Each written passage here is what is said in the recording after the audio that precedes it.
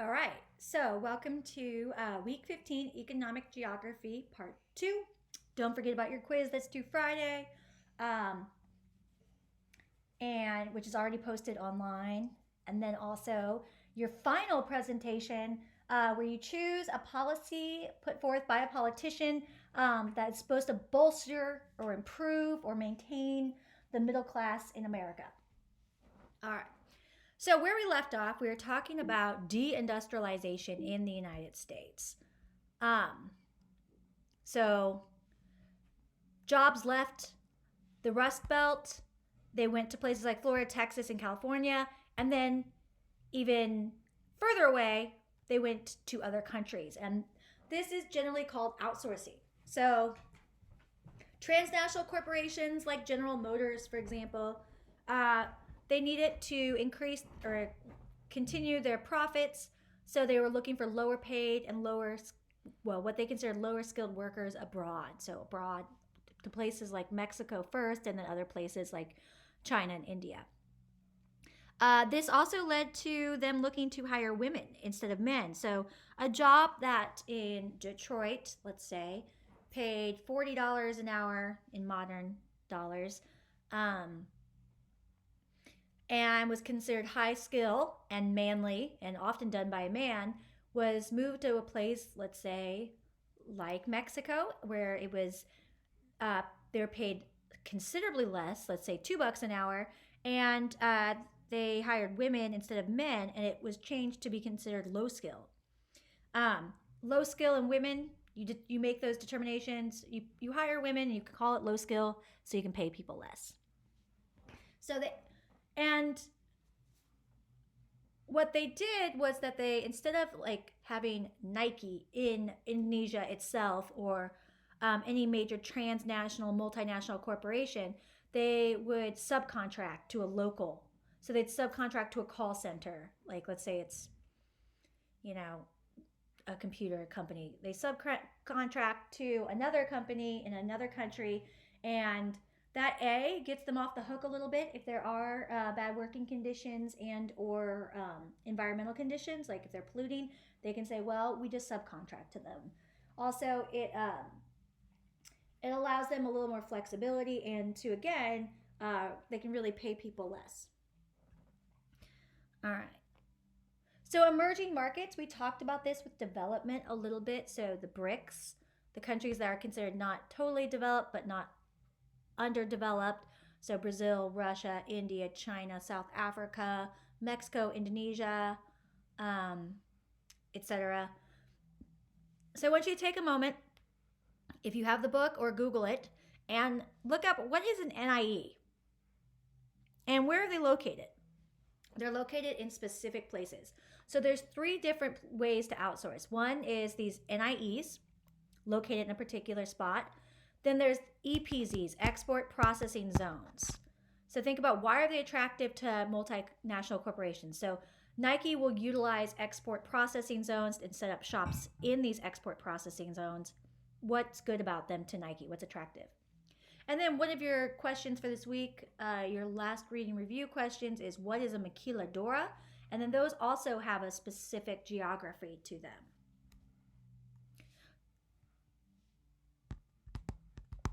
All right, so BRICS are growing. These emerging markets are growing in importance. They're getting more and more manufacturing and jobs, and countries like, well, China mainly, but then other countries in Southeast Asia like Thailand, and Mexico, they're trying to move out of being manufacturing, and they want to get more IT jobs. So more high-end tertiary and quaternary jobs. So jobs that are high skill and information based, because these are the least hard to do, and like you just need your brain to do the jobs basically, and they're safe and they pay well.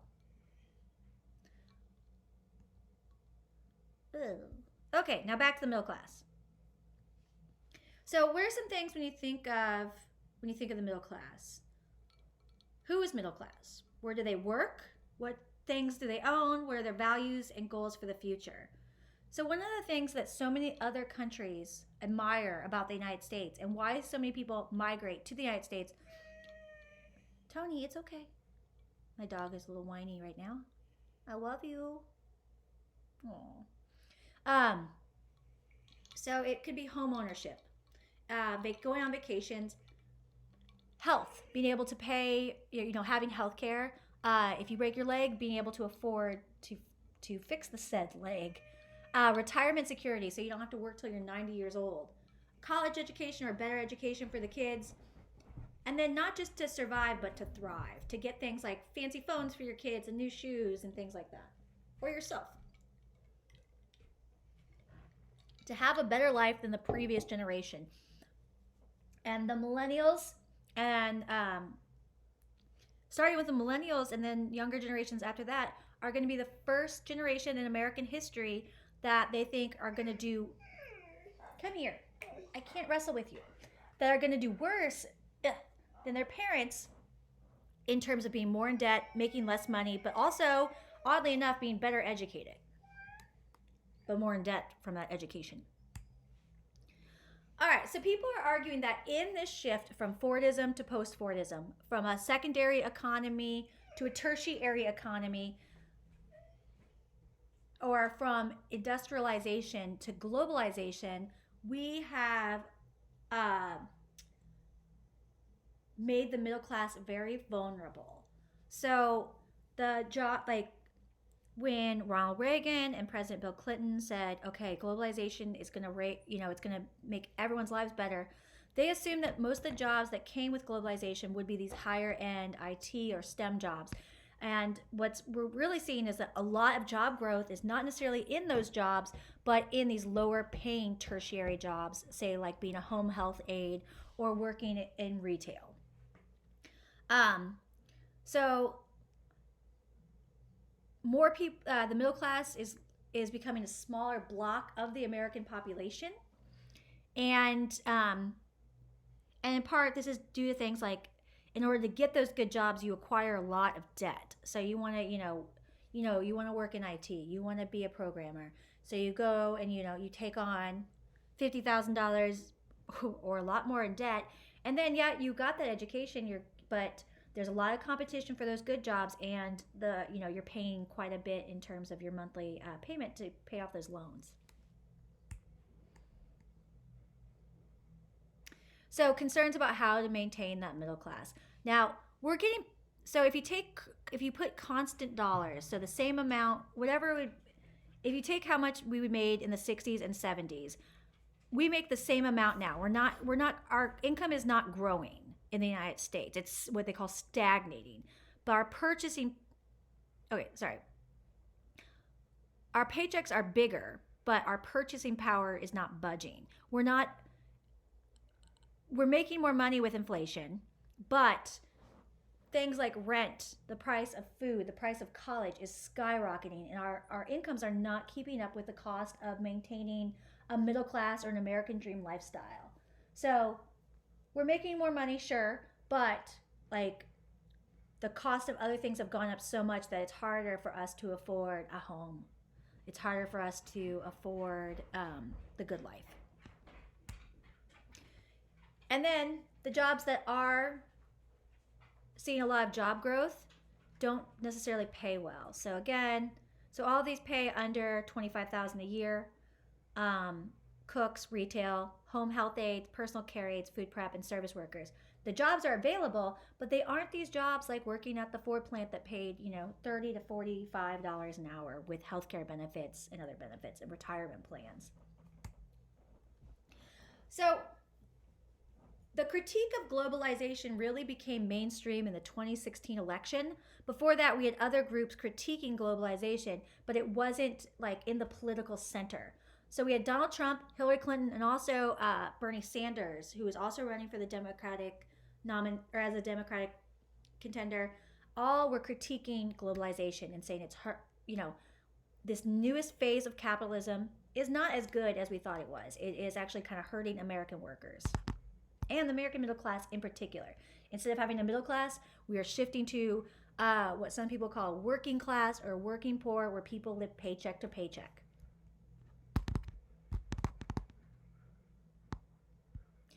And Another indicator of this, of the vulnerability of the middle class, is that the United States, our median wealth is declining. So we're not as wealthy as we used to be. Um, we're 27th overall in the globe. Look, Qatar, Ireland, Netherlands, all these other countries, a lot in Europe or Australia, um, and in East Asia, have higher wealth than we do, and that's a problem because median wealth is an indicator of the middle class. All right, so one solution. So, how do we maintain a middle class? And this comes from more of the Republican side, is right to work. This has been a hot button issue in Missouri. I see when I used to drive to school, I would see bumper stickers on the highway, oftentimes like big, trucks that would say right to work is wrong for Missouri. But I want you to take a moment and Google right to work or look it up in your textbook because it has a really good name. They did really great branding. It's the right to work. But these are generally states, the red states that are right to work states are a little bit. What was that? Right to work states are generally a little bit, well, they're critics say they're anti-union, so they're anti-workers' rights, but it's a very pro-con issue. So I'm just going to let you guys read about it and kind of form your own opinions. Maybe you have family members who are part of unions and they're very anti-right to work, or you have people that are pro it in your life. But so the critiques of right to work say when choosing where to locate, large firms are often open to opening sites in right to work states. So when a lot of these companies moved from the Rust Belt in the 1970s to the Sun Belt in the 80s, and they wanted to move to places where there wasn't this strong union presence. And why does a big corporation want less union? Well, they have more power that way. The workers have less power, management has more power. So they moved to the American South where there wasn't a union presence, where there also is a higher percentage of Latino and African American workers. And with the history of racism and prejudice in the United States, they could pay the workers less. Others say, well, large firms want to open sites in right to work states because there's less bureaucratic red tape.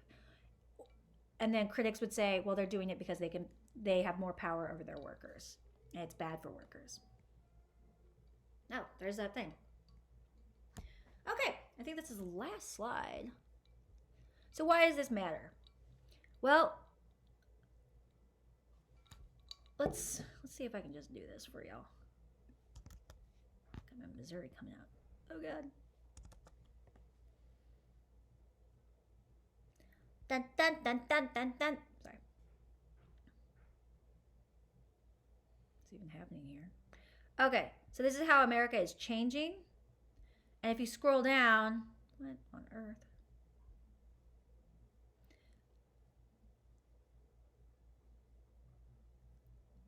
It's just saying that basically millennials are having a really hard time. This is old, so I'm a millennial. And just how things are really changing. And then, okay, that one's less important. This one's better. So basically, this shows that how things have changed for young people. So no country for young people. The brunt of these economic changes are going to be felt by my generation and your generation. And we have to decide, so what are we going to do? How do we maintain a middle class in the United States? Is it through things like what Donald Trump wants to do, which is close our borders, America first, and promote manufacturing jobs? Is it more of an approach of improving education and access to affordable education so people can get those STEM jobs or the lucrative higher paying jobs? Is it something like some groups want to raise the minimum wage and do what we did with manufacturing jobs and turn them from low paying, quote unquote, low skill jobs into higher skill jobs by making them pay more? And then also, how does COVID-19 kind of fit into this? We've seen, some of the frontline workers of COVID-19 are not, my husband working upstairs at his check job on, for working from home. It's the people that are giving us our groceries, and nurses that we value nurses for sure, but they aren't paid as well as a lot of other jobs. So now we're seeing that in the American context, young people are accruing more debt. They are making less money. They're more likely to be impoverished than generations before, more likely to live with their parents, but are also educated, more educated than the previous generation. Okay, so we're going to leave it there. Please email me if you have any questions. And I will, on Tuesday, I'm just going to check in with you guys, and then we'll do an exam review on next Thursday. Okay, bye bye.